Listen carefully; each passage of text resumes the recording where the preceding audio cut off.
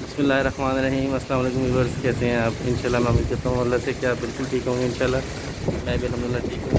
Viewers, आज सावन की 20 तारीख है और अल्हम्दुलिल्लाह अभी ये बारिश शुरू है और बहुत तूफ़ानी बारिश है। अल्लाह इससे अपनी रहमत की बारिश बनाए। जैसे कि आप देख रहे हैं, ये देखिए बहुत ज़बरदस्त किस्म की बारिश आ रही है।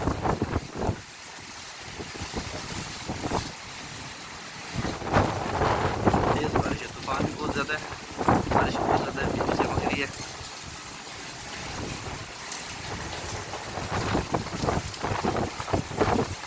पाकिस्तान का झंडा भी बहुत स्पीड से लहरा रहा है। पाकिस्तान जिंदाबाद, 14 अगस्त की आज़ादी है। देखिए बस,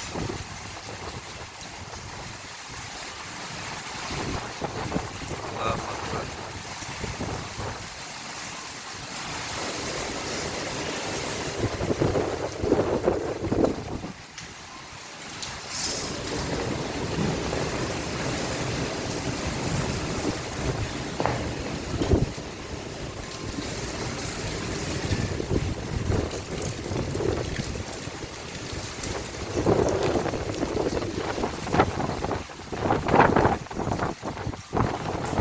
ओके बस, अल्लाह हाफिज़, अस्सलाम वालेकुम।